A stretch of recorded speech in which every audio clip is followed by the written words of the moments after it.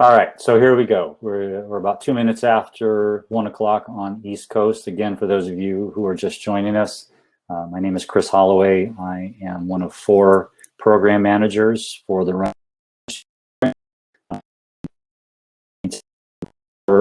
Quite a bit of ground here in the next hour for new grantee orientation question and answer.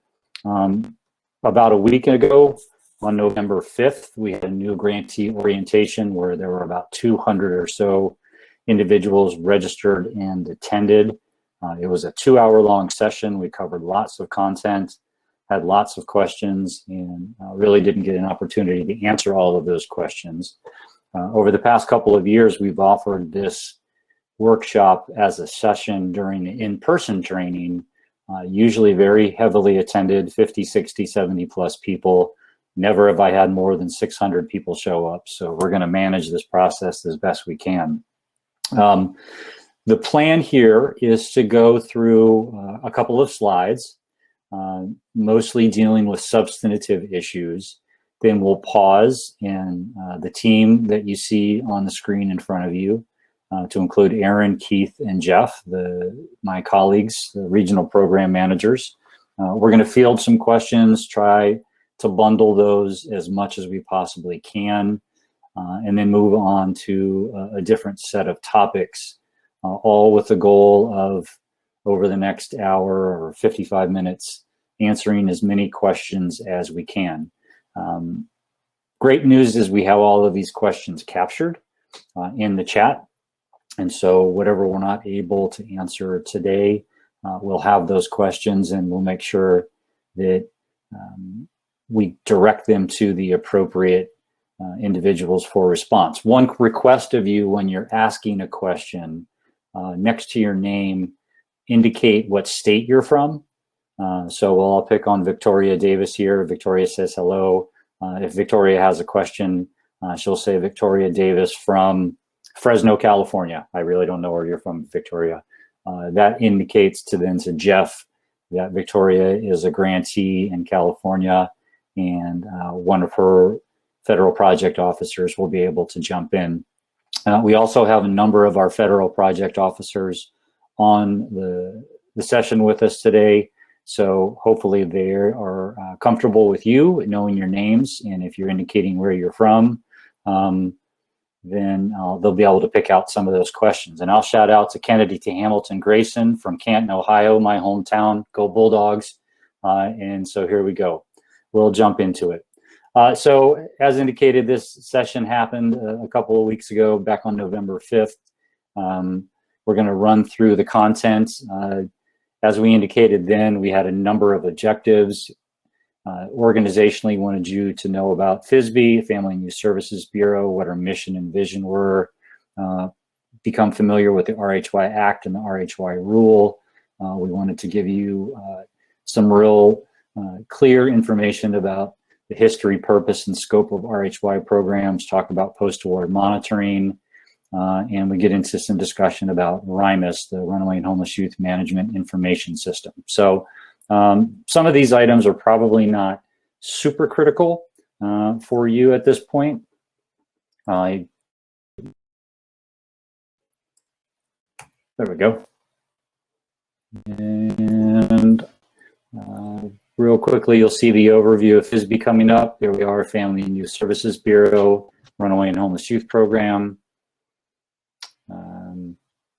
We want to reduce the risk of homelessness, adolescent pregnancy, and domestic violence. That's our mission. And we do that through providing resources so that individuals can live healthy, productive, violence-free lives. You'll see contact information coming up here in just a second. That is the 4 of us who are on the line with you.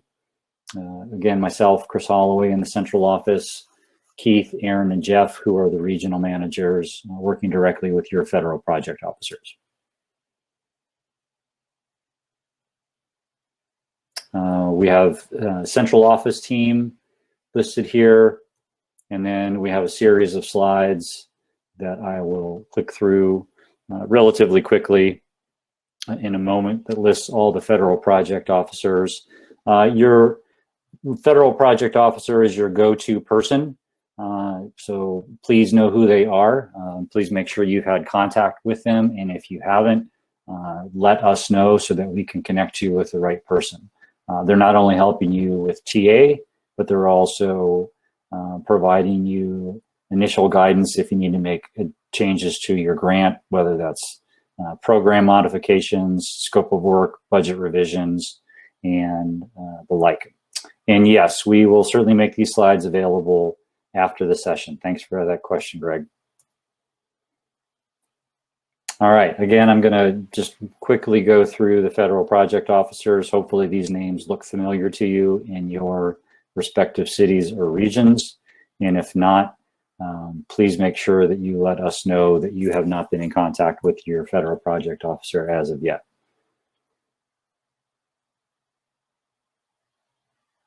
And through Region 9, Region 10.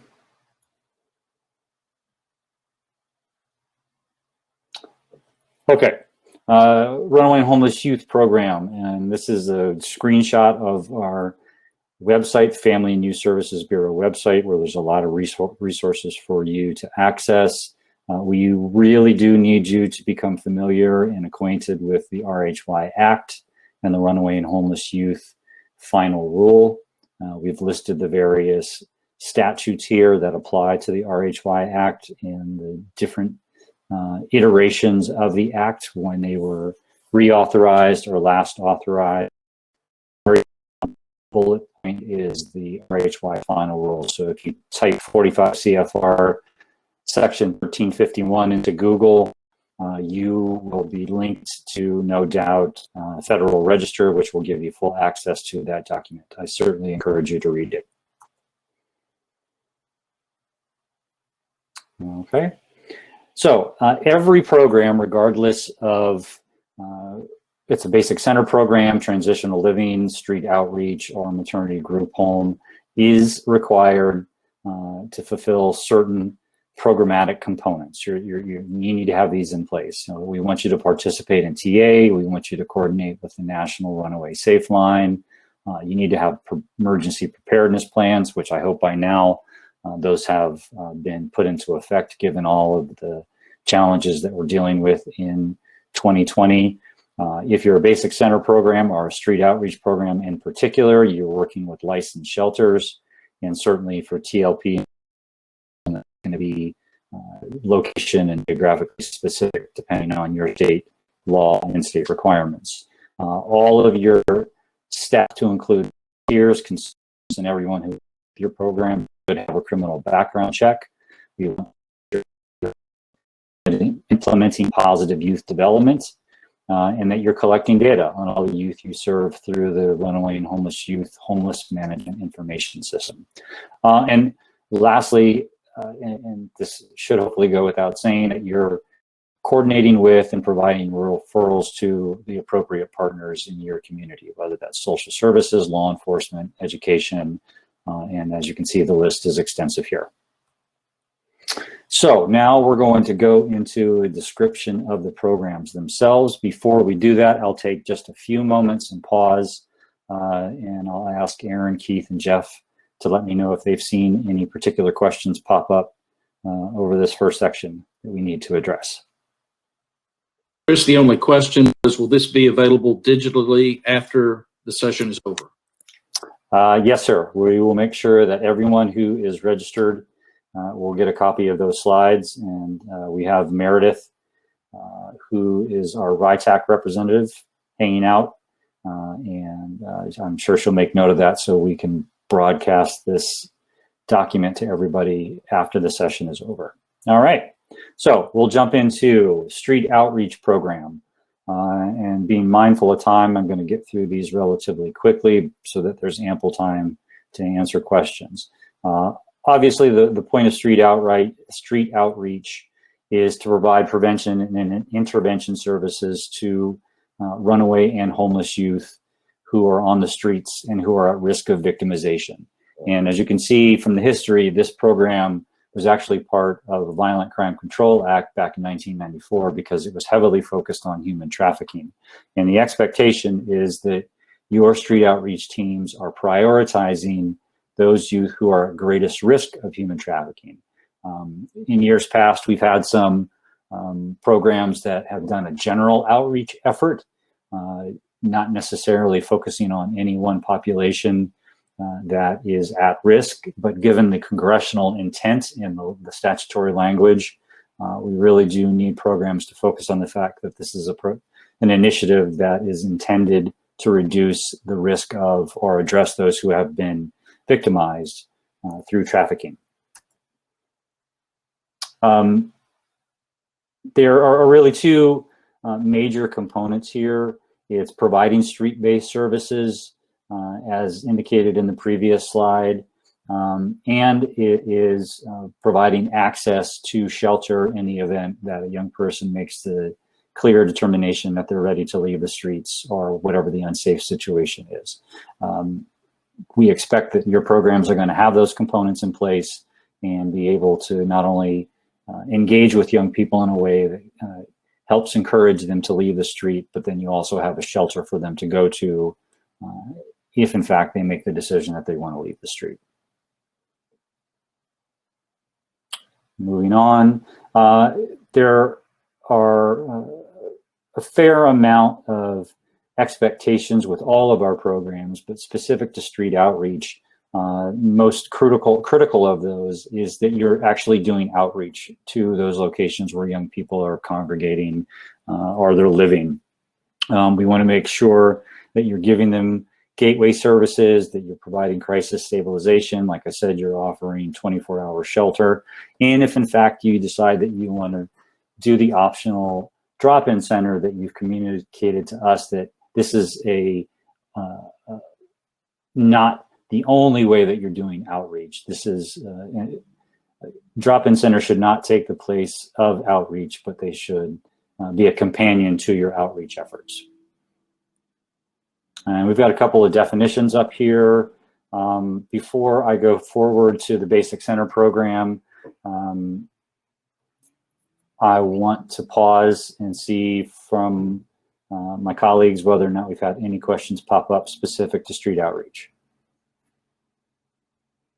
None specific to street outreach, Chris. Mainly, will the Q&A also be available after the session, and will there be any type of certification provided to attendees after the training? Thanks, Keith. There's no certification. This is an informal session, question and answer. In terms of the Q&A, we're capturing all of the questions in the chat. We will definitely have those. This is being recorded, and I assume it will be made available back on the RHY website once the session or the national training is over. We will go back and capture any questions that we were not able to answer. And we'll use the federal project officers as well as the regional program managers to help facilitate that process. All right, moving on to the Basic Center program. This is the oldest program for RHY. This dates back to our mid-1970s when it was the first one authorized under the Juvenile Justice and Delinquency Prevention Act. Some key elements here, and I do have Keith and Aaron jumping here to make sure that there's nothing that I'm missing. This is a program that is designed specifically for young people under the age of 18. Once they have reached their 18th birthday, they are no longer eligible to receive Basic Center program services, whether that's shelter or counseling services.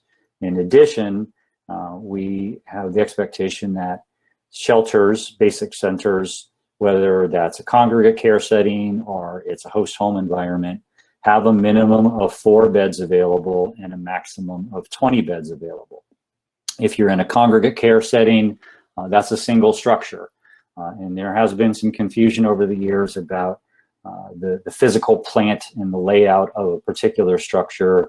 And if you have specific questions about your building that you think may need to be answered, please don't hesitate to give your federal project officer a call and talk about what you think may be okay or may need some clarification. 21 days is the maximum stay in shelter. Once they've reached the 22nd day, no one's expecting that that young person is removed from your shelter, from your program, you do have to transition them to another funding source.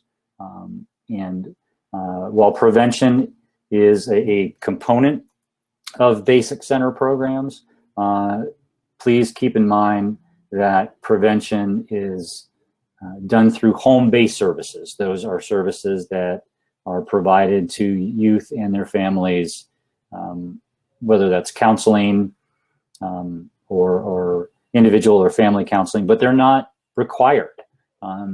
So if you are in fact providing prevention services, you want to make clear in your application when you submit it to us, and if you haven't done so, you can go back and make this adjustment, that you in fact are providing prevention services through the home-based option. But there should not be a situation where you are not providing youth access to shelter, because this is, more so than anything else, a shelter program that has counseling, and that counseling could be for individuals, it could be for family, it could be for a combination thereof. But ultimately, because it is for youth under the age of 18, our hope is that youth will return home or to some family member or friend that they have familiarity with. And so the conjunction of shelter with those counseling services is critical to help us help you navigate those young people back to a safe and stable environment. Hopefully that's to their family, or again, friends or family, if they can't go back to their immediate parents or guardians. Let's see here. Trying to be mindful of how quickly I'm running through this information.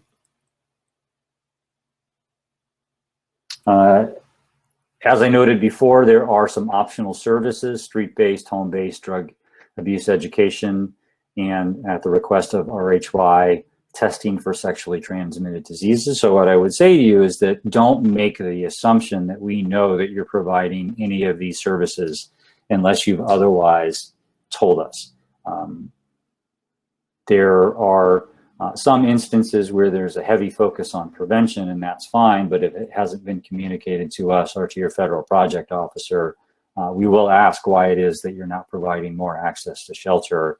And it's at that point that you want to make clear that you are in fact providing home-based services, but you're also ensuring that there are shelter beds available and that the counseling services are available per the requirements of the Act and the rule. And most of this is self-explanatory, both with Basic Center and Transitional Living. You do have 90 days of aftercare that's required.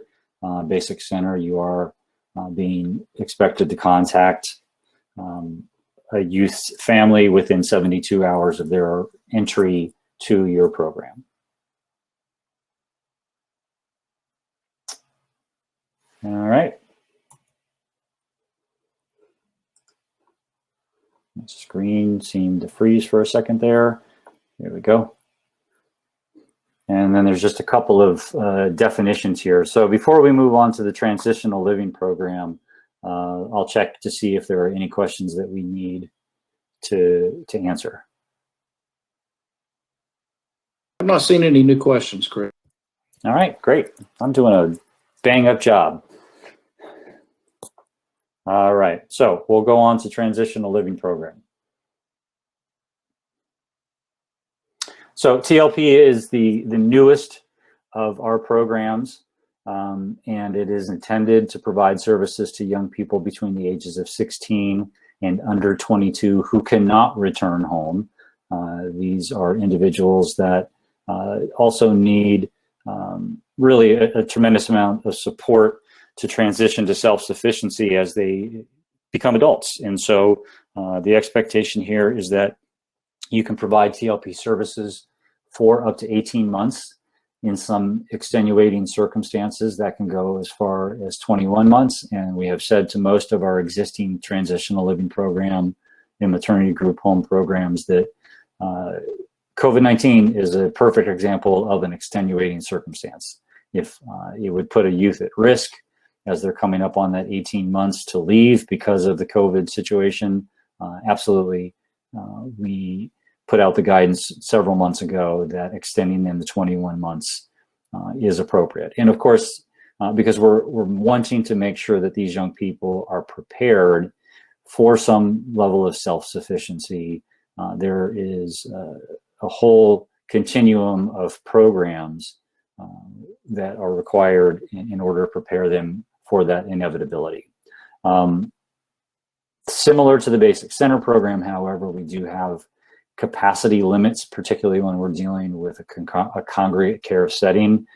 Same residential capacity, minimum of 4, maximum of 20. I do know that a number of our transitional living programs use scattered site apartments. In that instance, the restrictions are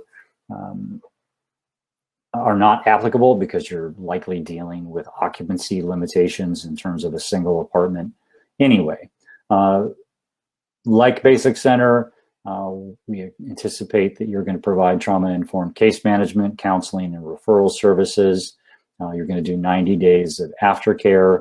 And of course, when we're focusing specifically on maternity group homes, that there are maternity-related services such as parenting, education, childcare, and child nutrition. You should be keeping individual files for all of the youth to include children who are dependents of the runaway or the homeless youth that you're providing services to. And specific to the maternity group home program, that the infants and toddlers have their own bed, that the facility is safe. We're talking about child-proofing in an appropriate way. As noted, you have a separate file, and that you're providing an environment that promotes positive parenting practices. You're providing these young people the opportunity to learn what it means to be a healthy caregiver. And especially for young children, we're talking about prenatal care, infants receiving well baby exams and immunizations, and basically how to manage a household for the parent. All right, a couple of key definitions for the transitional living program and maternity group homes, and I'm going to pause here to see if there are questions that we can answer. Yes, first one comes from Sparky and wants to know, if you have a BCP program for prevention, can you count youth that were only served with in-home services for prevention?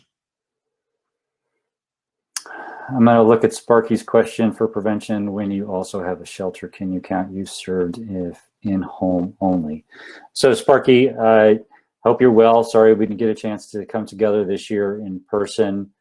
As you know, and hopefully many of you know, the RHY HMIS is set up to capture prevention services. So if you have BCP prevention, where you've successfully prevented a young person from entering into the shelter, then we do want to see that those services are in fact being delivered, because prevention is categorized under the umbrella of home-based services, and home-based services include counseling services to both family and young people. Those are all categorized as appropriate prevention efforts. The key here is not weighted so heavily on prevention that program loses sight of the fact that there needs to be that shelter option available for those young people where those home-based services are not successful. And that's why that minimum of 4 beds needs to be available. And obviously, as you're providing the home-based services, you're documenting all of the access that has been offered to the young person or to their families, so that at the point that shelter is provided, you have some history of why it is that they were needing a bed, even if it's 24 hours, even if it's a cool down period, in order to then reunite the family again and continue on with the counseling services. So I hope that captured the question. Keith, do you think I addressed that appropriately? Yes, I do. Thank you. Great. Other questions you see popping up? Yes, Paula asked a question. I responded in the chat, but just so make sure everybody hears it, I wanted to know Aren't all TLPs 24 months now? And of course, I reiterated what you said, that they're 18 months with an option to extend it to 90 days in extenuating circumstances. Great, thanks, Keith. Anything else that we need to address before we move on?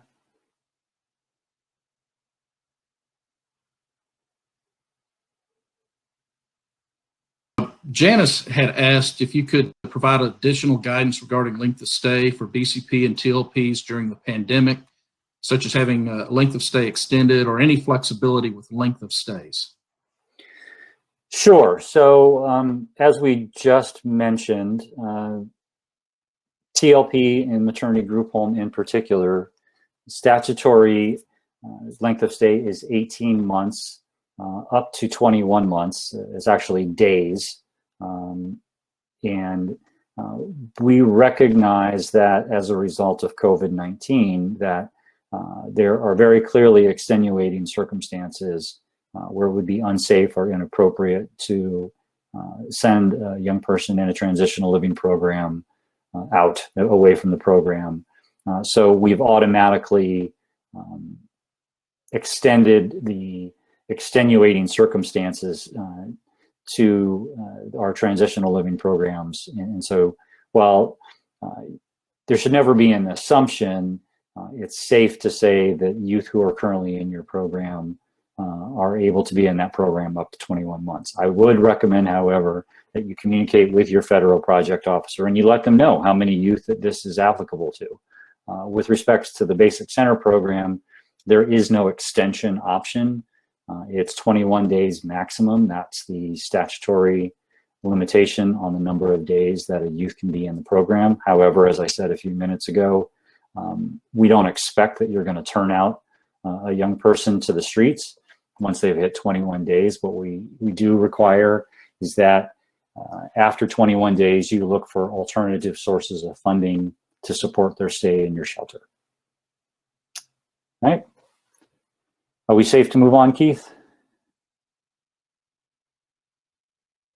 All right, great. So project framework, and some of this is an overlap of some of the things that we've already covered in the previous slides, but it's always good to reiterate it for the purposes of ensuring that we've conveyed the information.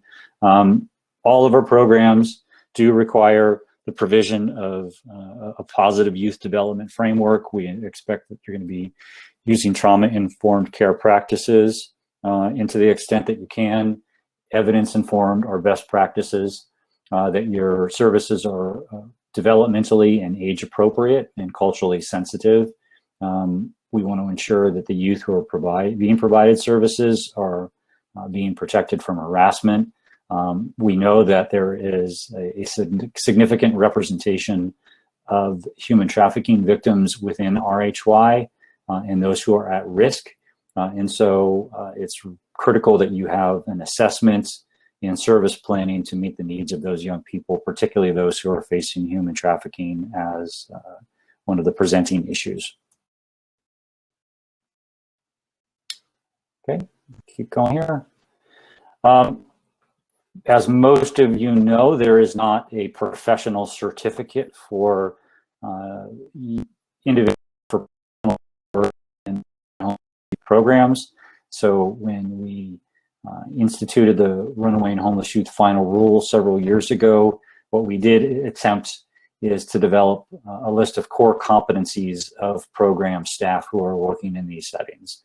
And these are fairly broad concepts, not particularly controversial, but at a minimum, we want to ensure that staff working in these programs has exposure to human diversity and human development and has a basis for relationship and communication skills, so that you're at least building that foundation for those core competencies of your staff. Moving on.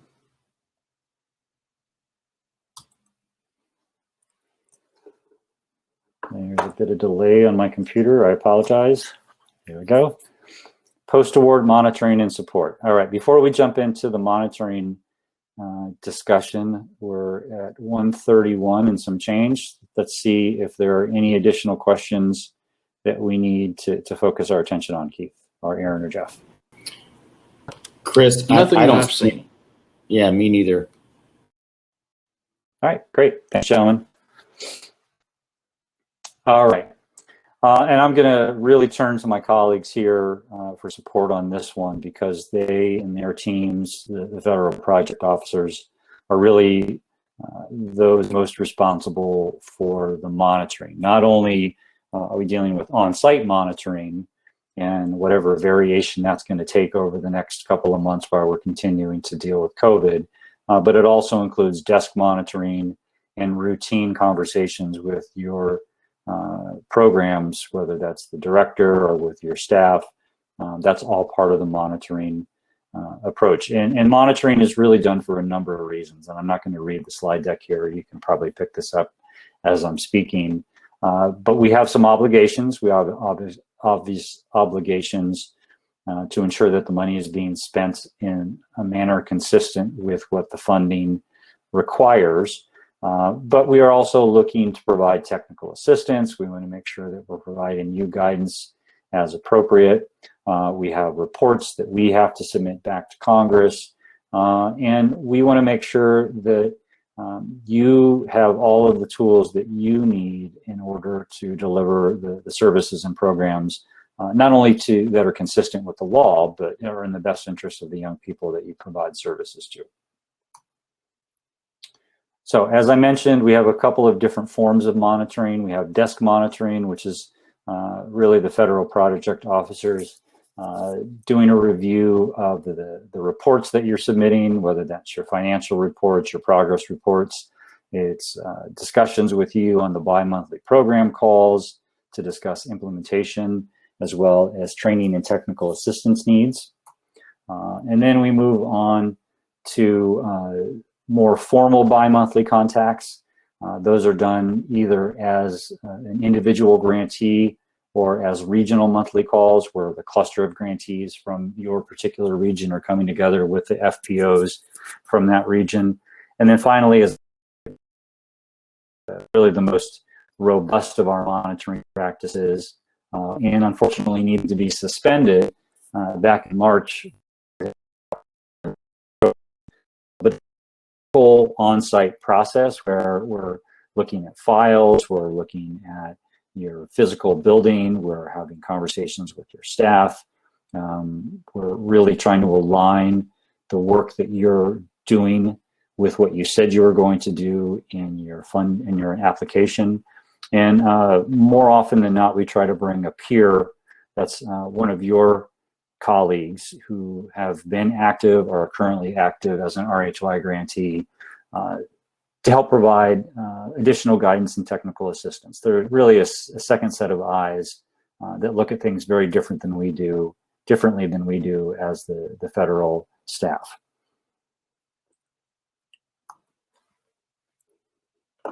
We talked a little bit about the bi-monthly contacts. Relatively self-explanatory for the context of this conversation. I've covered on-site monitoring. Hey, Chris. Yes, sir. Go right ahead, Jeff. Yeah, I wanted to jump in here and just make one point.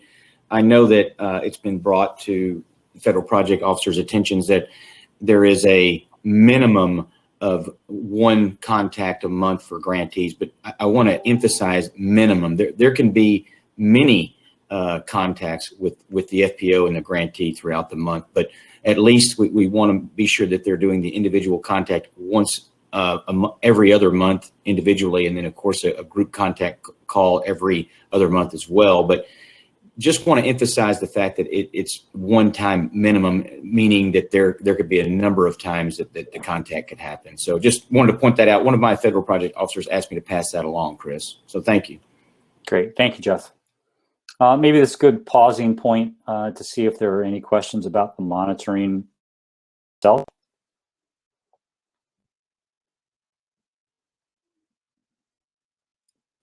I've not seen any questions come up yet, Chris.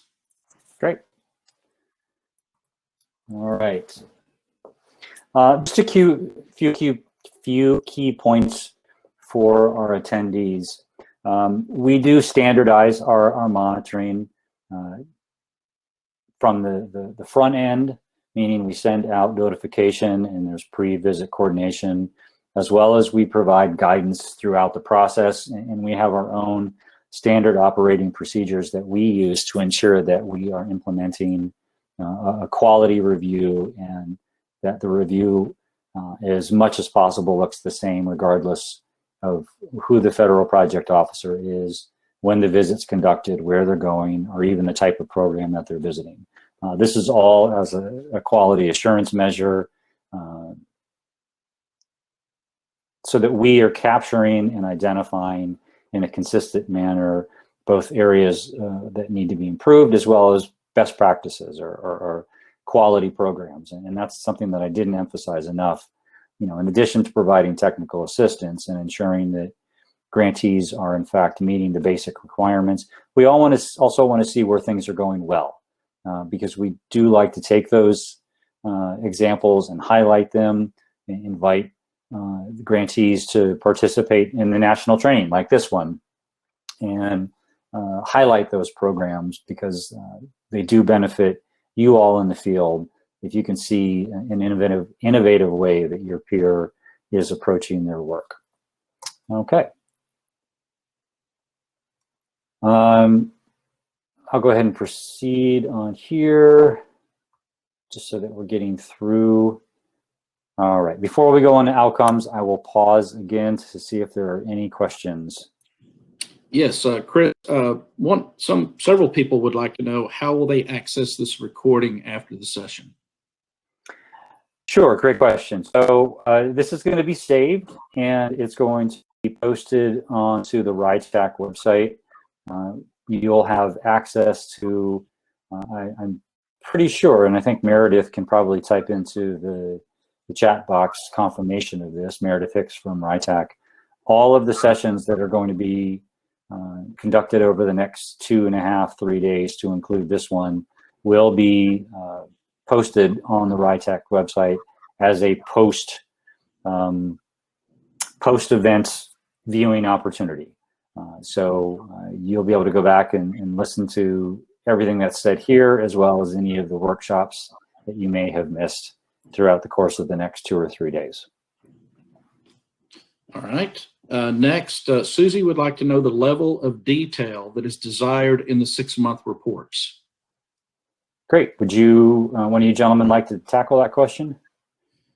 I would advise that they get with their federal project officer to find out what information is most helpful to them, and they can work that out. I've seen everything from short form to long form, and it kind of depends on what the grantee would like to share. Brag about what their program is doing, if there's any barriers they've encountered, so that we can arrange for training and technical assistance and support.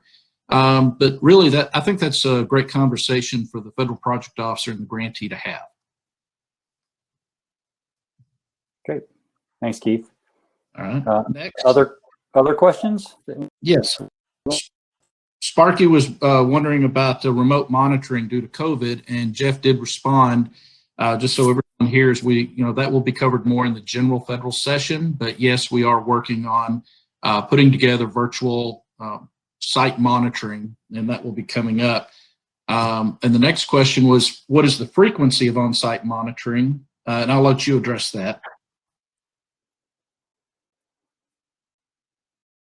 Sure. From statutorily, caught me off guard there for a second, Keith. Apologize. The law requires that we visit 1/3 of all of our programs. We conduct on-site monitoring to at least 1/3 of all programs who have been funded for up to 3 years. And so what that translates to for us is a target goal of 33% of our funded grants. Keep in mind, we have well over 600 grants going to more than 300 organizations across the country. The goal is to get to 33% of those on an annual basis. So that's a lot. Getting to 200 grantees or 200 grants, 50, 60, 70 or more grantees can be very challenging. And I think it's going to become even more challenging as we try to do this in a virtual environment over the next 6 to 8 months.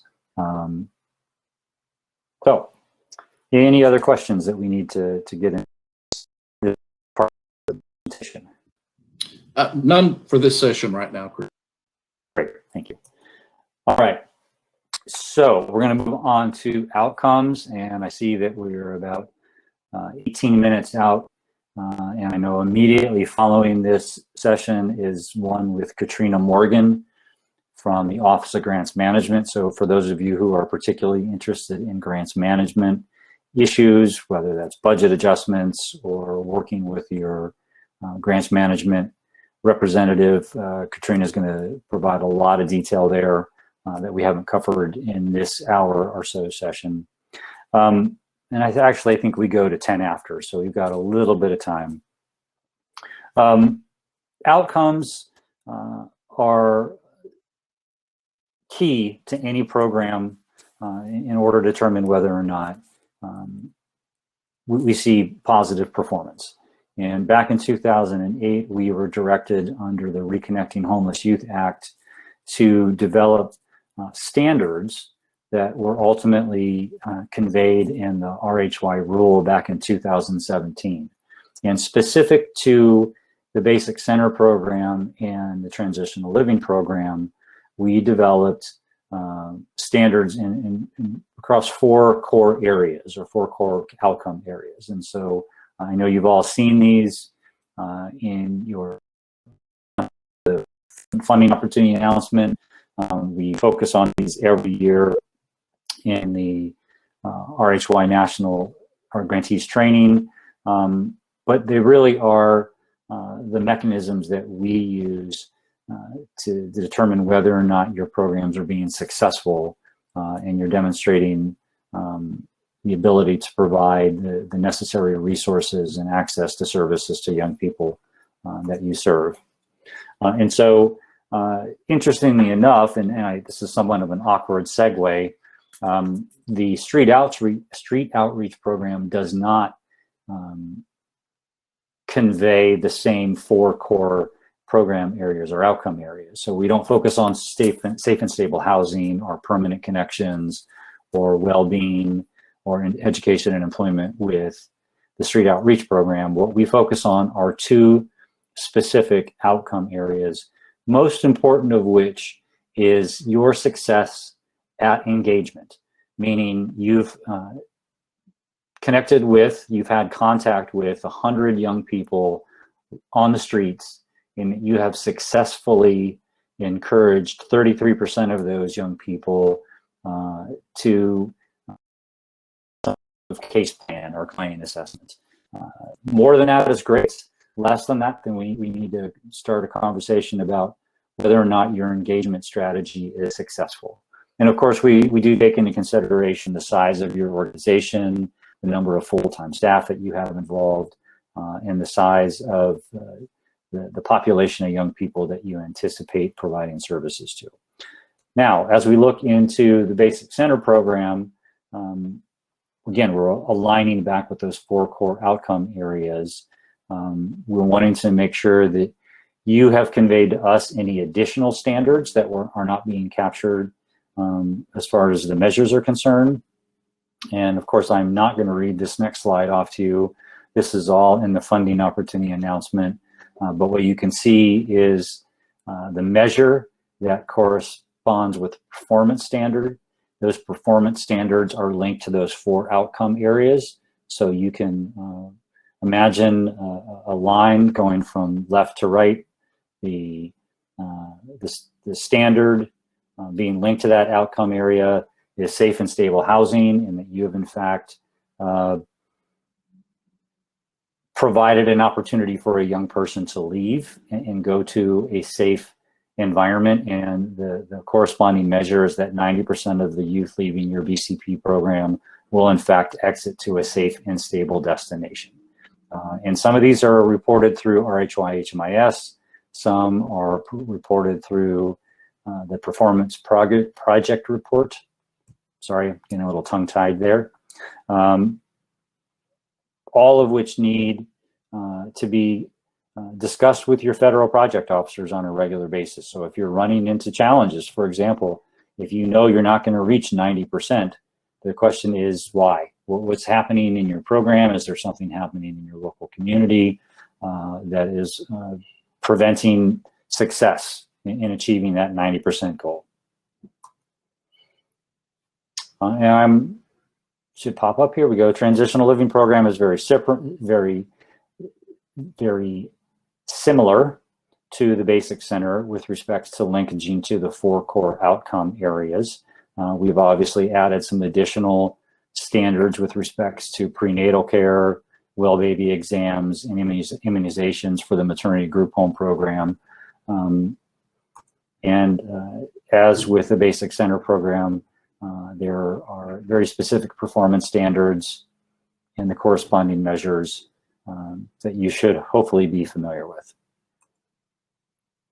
All right, before we get into RHYMIS, I'll pause real quickly to see if there are any questions around the outcomes. There was a question not related, but someone wanted to know where they could access training for PMS system, and Sharon Boyd, our newest federal project officer that just came on board, she posted a link over in the chat that everyone can see for PMS training links. There's been several questions around when will these sessions for the training be available on RHYTAC? How long before they're uploaded and available? Meredith, are you available that you might be able to answer that question? Can you post that in the chat? I anticipate it will probably take a few days, if not a week, because likely we'll have to do some 508 remediation. That's part of the law that says that we have to make this accessible. So that may take a little bit of time, but we will get it up as soon as we can, recognizing there is a little bit of back-end work that needs to be done in order to make these accessible. All right, so let's jump into RHYMIS. If you are not familiar with RHYMIS at this point, particularly if you are a new grantee, hopefully this conversation will spark your outreach to your local HUD-funded continuum of care so that you can get yourself set up with RHYMIS. This was something that you hopefully addressed in your application because it is a major component of the funding opportunity announcement. This is our data collection system, and it is coordinated with HUD's HMIS. There are separate data standards for HUD than those that are for RHYMIS, as well as most of the vendors have set up separate data collection streams because we do not ask that you share identifiable information about the clients that you serve when you provide us the data on a semi-annual basis.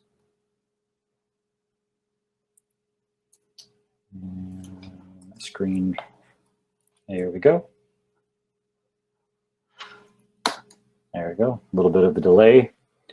Again, I'm not going to read the slides here. What I will say is that there is a fair amount of training available specific to RHYMIS. You can definitely visit the HUD Exchange.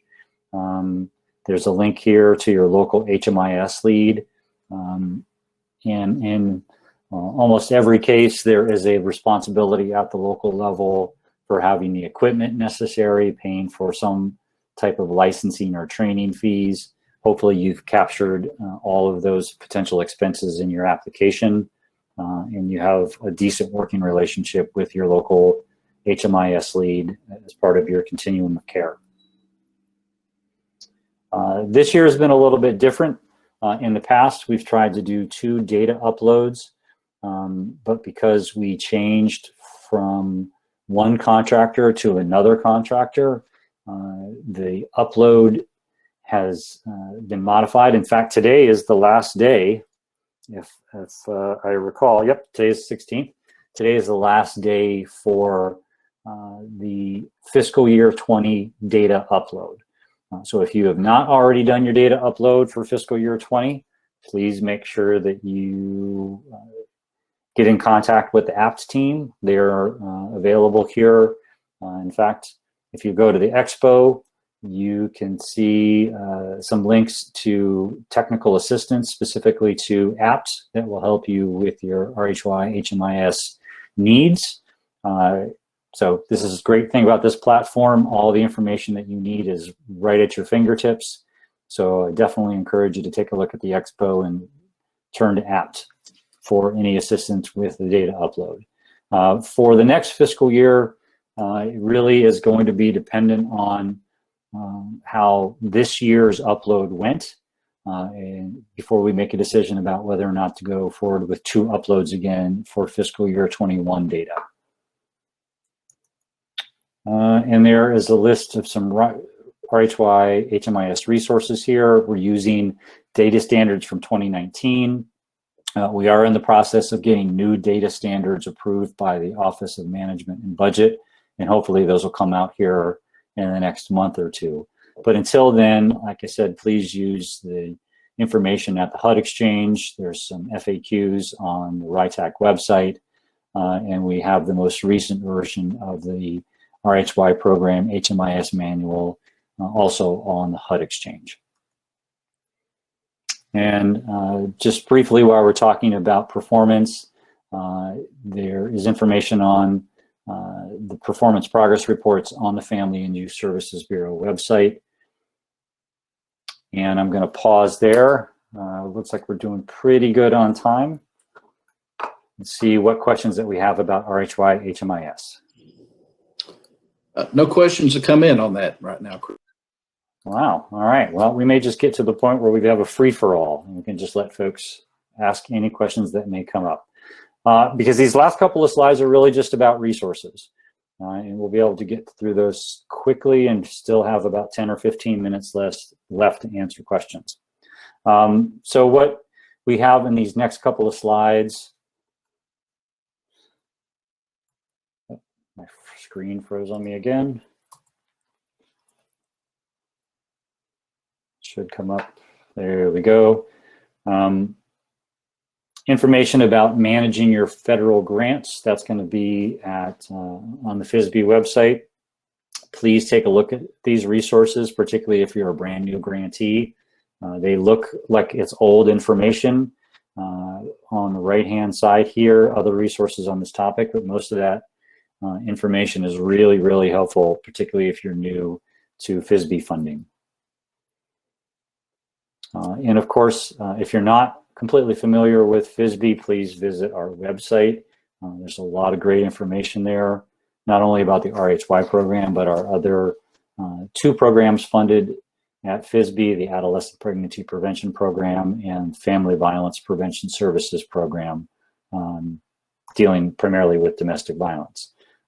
If you're not sure what region you're in, this is a great map. You can see by the color coding, starting up in the upper right-hand corner, and that bluish color is Region 1. Region 2 is New York and New Jersey. Region 3 is Pennsylvania, West Virginia, and Virginia. Region 4 is the lighter shaded blue in the Southeast. Region 5 is the Midwest and Upper Midwest from Ohio to Minnesota. We have Region 6 in Texas, New Mexico, and Louisiana.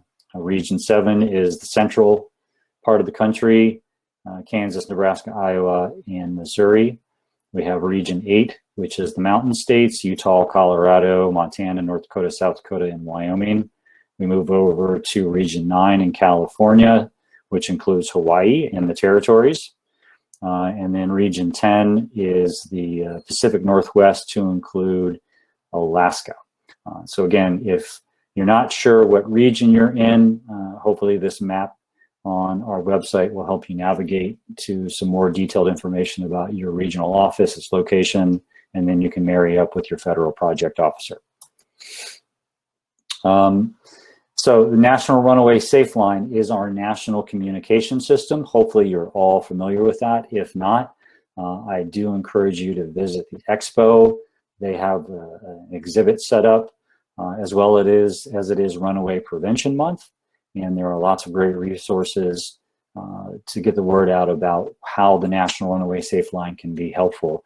One really important thing that I have found even in the past months is I will get emails from young people who are in need of assistance. And they're not familiar with the fact that the National Runaway Safe Line is also there to provide them resources if they're experiencing homelessness. And so really, really important that you're talking with the young people in your programs as well as your staff to let them know that this isn't just about runaways. This is about resources available to those who are experiencing homeless. It's 24 hours a day. They have links and connectivity to all hundreds and hundreds, if not thousands of resources across the country, provide transportation services if they need a free ride home, as well as access to shelter, counseling, and other resources. All right. We are working with our Runaway and Homeless Youth Training and Technical Assistance provider to put this event on for you. That is RHY, that's managed through Youth Collaboratory. They are a brand new RHY provider, just starting October 1st. So we want to welcome them to the RHY family.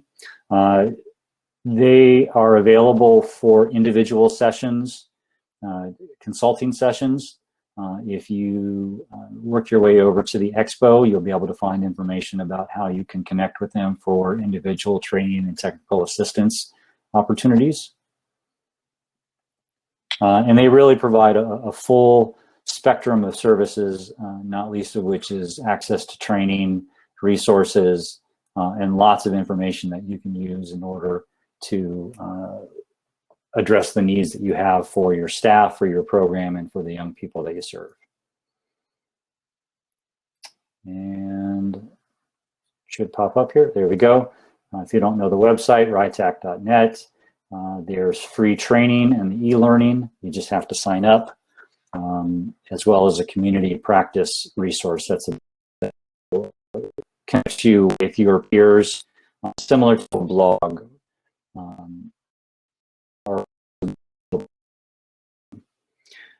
And then lastly is our National Clearinghouse on Homeless Youth and Families. This is really a great resource because it's geared towards not only RHY programs, but all youth serving organizations that have some connectivity with RHY. There's tremendous information there. There's research, there's funding announcement information.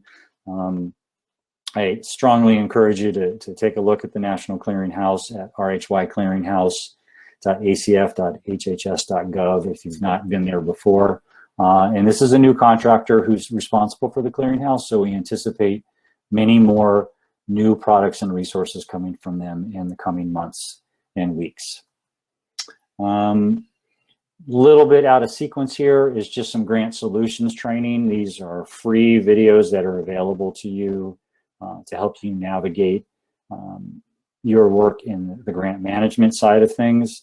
And again, starting here in about 30 minutes, I know that Katrina Morgan is going to be available for her presentation, specifically on working with the Office of Grants Management. And that's it. We took just about an hour to get through a lot of information, but we now have about 10 minutes left to answer any remaining questions that you might have. And I'm going to pause there to see what questions might surface from the audience. All right, Chris. Brian was wanting to know how to access the tip sheet you mentioned, but Jeff Daniels did put in the chat if folks want to capture it. It's the actual link to RHY where you can go in and see the tips for RHY grantees. And Rebecca was wanting to know, is there a certain amount of grant solutions trainings that we would recommend for new grantees? That's a great question, Rebecca. And I think it really depends on how comfortable you are managing a federal grant. We have organizations that are brand new to federal grants, and I would certainly recommend in those instances that you take advantage of any and all training that's available versus some that have been around for 20, 30 years and probably could teach us a few things. So I don't mean to dodge the question directly. I just think that probably the best answer for you is take advantage of all of the resources that are made available. And I would definitely recommend that you connect with Katrina Morgan and sit in that session here at 2:30. She may provide you a lot of answers to questions that you may have, to include access to training that will help you improve your ability to manage a federal grant. It can be quite complicated at times. There are a lot of rules, there's a lot of nuances, both from the programmatic side, but from the grant management side.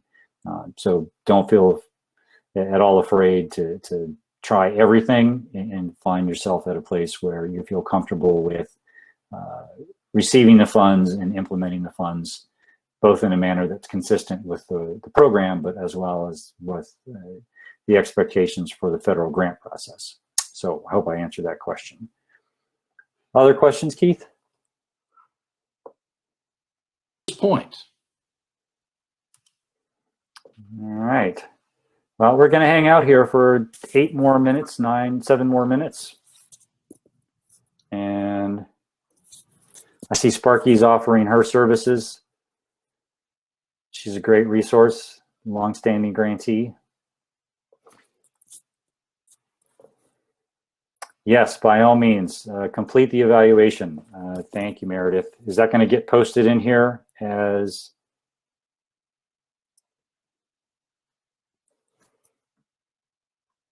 Oh, evaluation form states it needs.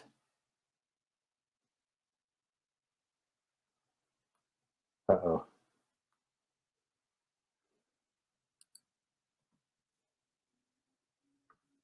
Meredith, it looks like there's some type of permission that's connected to the form.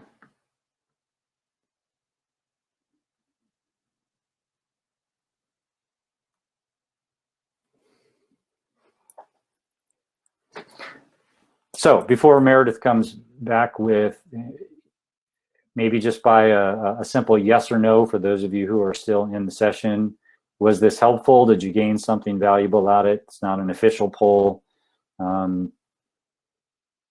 If not, please feel free to let the FPOs know what more information that you need. Don't go away. Don't leave. We want to get the official feedback.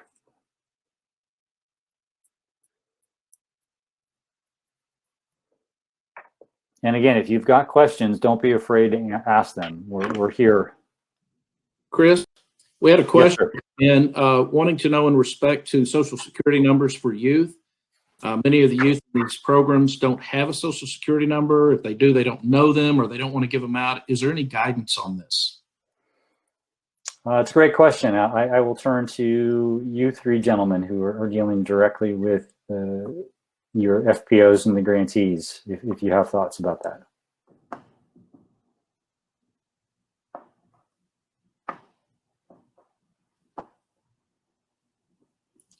Keith?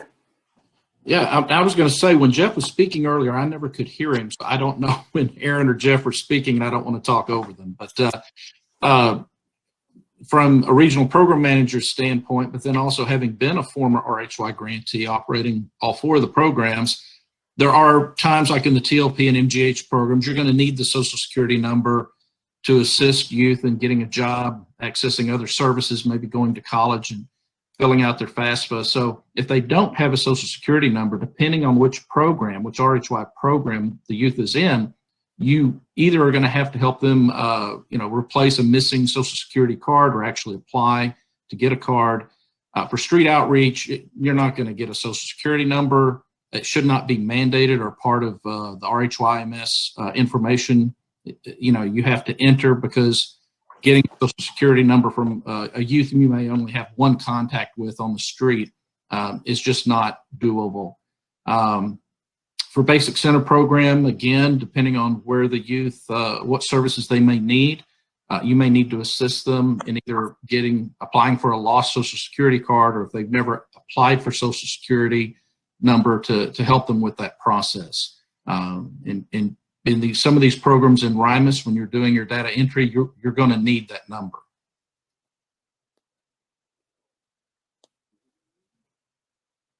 Great, thank you, Keith. Other questions? Well, we've got a few minutes left.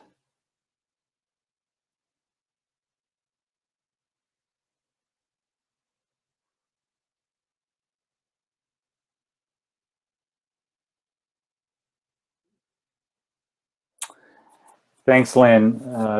Yeah, Meredith Hicks from RHYTAC is working to figure out what the issue is with the evaluations. I'm hoping we get enough folks that stick around. And Meredith, you know, for the sake of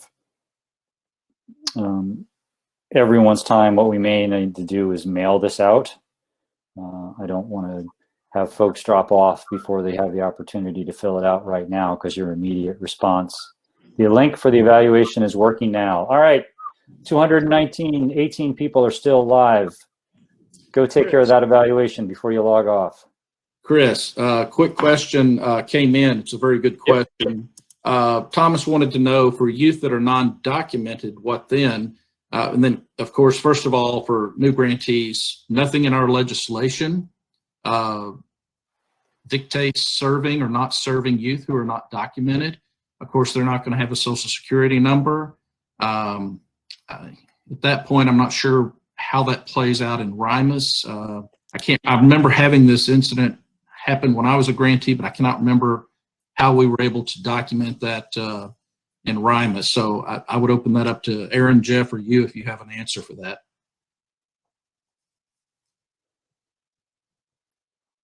Sure, I'll defer to Jeff or Aaron first. Sparky says they use all zeros. And Bill Wilson Center out in California. I think we were instructed to do as well. We just entered all zeros. Yeah. I mean, I'll just emphasize Keith's point that, you know, we don't have any guidance either through the statute or through the regulations that speaks to someone's status. And so it's about providing services to somebody who is either a runaway or who is otherwise homeless. Those are the two eligibility criteria. And then, of course, under 18 if it's basic center, and 16 up to 22 for TLP.